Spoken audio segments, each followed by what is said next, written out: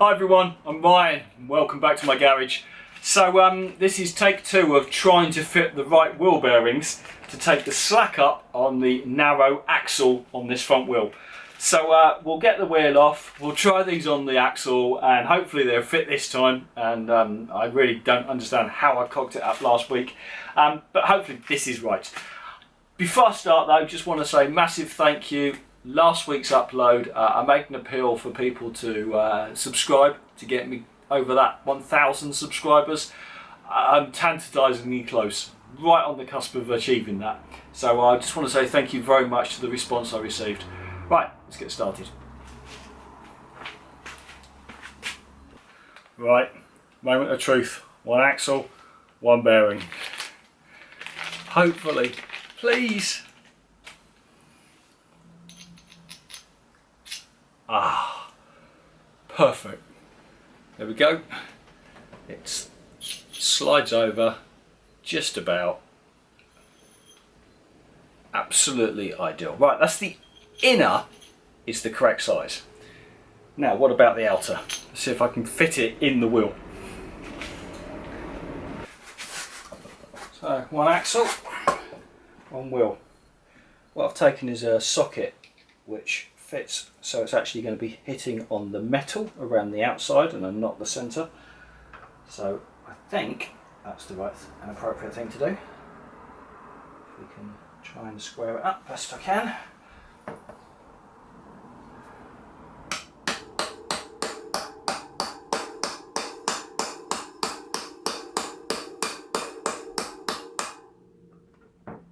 It's going in.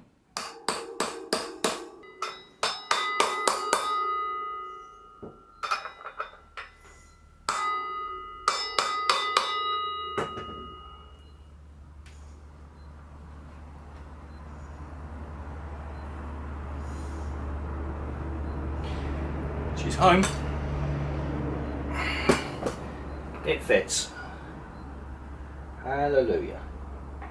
Right. Now let's try the other side. Now for the other side to go in, not forgetting the spacer. It has to drop in there.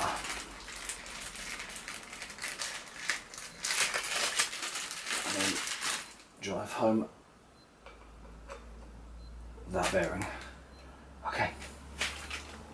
Wheel is in, and what I have found is there is this little lug here, which was originally, I think, to stop the speedo drive on the original XL from rotating.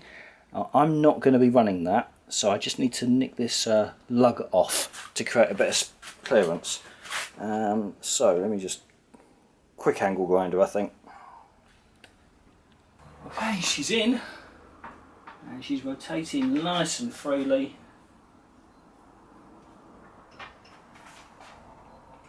And there's no wheel bearing movement on that. Yeah, that's nice and firm. So the final thing I need to address is the exact lineup. So I've thrown it in using spacers that I just had for the previous wheels and things, and whilst it's in between the forks, it's not yet central. But I've got a spacer that side and I've got a spacer that side. So if I just measure the distance and make the spacers accordingly, I think I'll be alright. And I've got a little bit of room on here in between the disc and the fork, so I think I'm alright. I think I've got a few mil available and it should only be a few mil I need. Good! Right, that is going to work. That is going to work. Let's get the alignment sorted, then I can work on the front brake.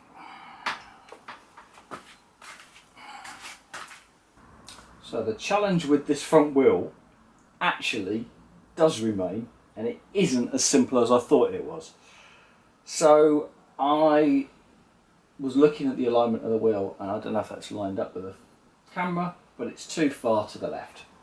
So what I did is I removed the spacer from the right hand side, and then I manually moved the wheel over, and sure enough it moves over and it's now central in the forks. However, it's actually hitting the bolts that hold the disc in place. So if I move it over to as far as it needs to go and then rotate it, the bolts are now catching the fork and pushing it back that way again. So that actually, with the bolts in place, as far as it can come over, it's still biased towards the left as I'm looking at it. So I've got a few options here.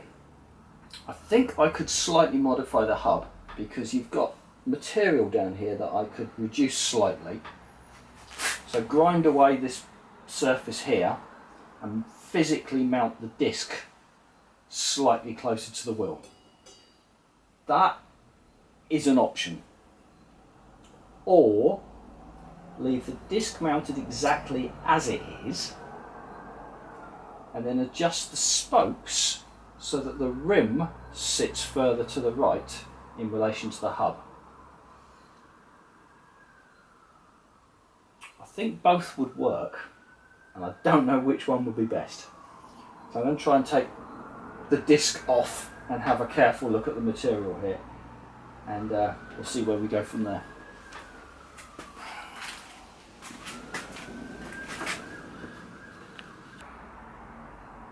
So, I've been sat here studying the wheel, looking at what I can do and considering my options, and I think I've made a decision which might be controversial. So here's my wheel, and you can see the disc is just held on by 4 of these domed Allen key bolts. So they protrude a reasonable distance, but they're just fairly normal bolts. Now if I remove the disc, you can see that the wheel itself is constructed in such a way that it's got these 4 protruding shoulders that hold the disc, and they stand proud a long way. And if I look inside them, the thread actually starts about 4 millimeters into these shoulders. And if I take the original bolts and I just run them in as a quick test, he says, trying to get it to go in. Okay. So if I literally just take these original bolts, run them in, there is deep thread all the way down to the very base. Therefore, I'm thinking I could just shave off the top of these 4 shoulders, which would seat the disc closer to the wheel. Now it's clearly vital that they're level, otherwise the disc is going to wobble.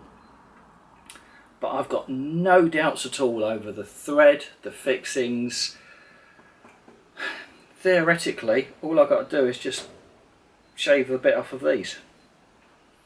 And I think I'm going to do that. I'm going to do it by hand with a file, slowly and carefully, because this is quite soft material, and I think I'm just going to shave 3 or 4 mil off of this, and that will solve my problem. So I'm just going to do one more measurement, start marking up I should say, and then very slowly I'm going to try modifying this wheel to fit.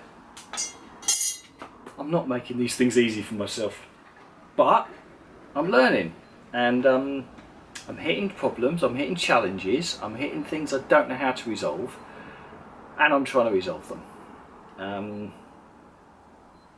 There's probably easier ways of doing this, but I'm going to go my way, I think. Yeah, I am, definitely. Okay, so before I do anything non-reversible, I've taken a cable tie which is the thickness that I want to remove from each of these lugs. And I've put it tightly around, and I can line it up perfectly with the top of the lugs, and then use that as a mark to get a level that's exactly the same on all 4 of them. So I think for the purposes of marking up, I'm going to use that, because then that will remove a lot of the excess that I've got down inside these holes. Okay, that I think is a good starting point. And there we are, some hours later.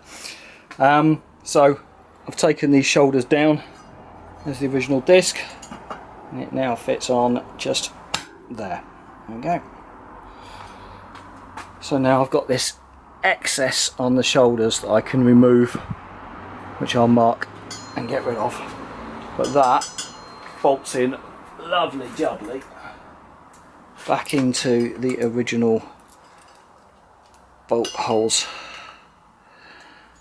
So I am really quite happy with that, and I will be checking it's 100% true and filing gently if it's not, but so far that looks pretty damn good to me.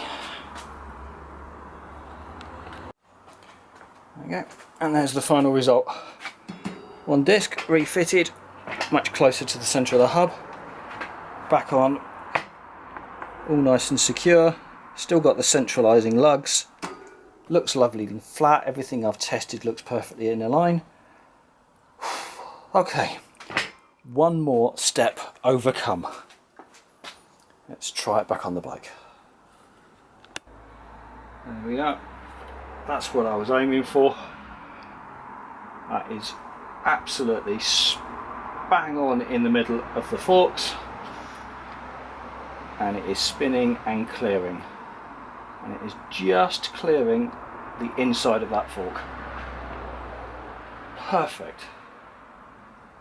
Right, so all I need to do now is work up the size of the bearing, the size of the spacers that I need on both sides, make them up, and then get them in. And that front wheel is then ready for me to try and attach and mount the rear caliper, which might need some spacing, but it fits. Cool.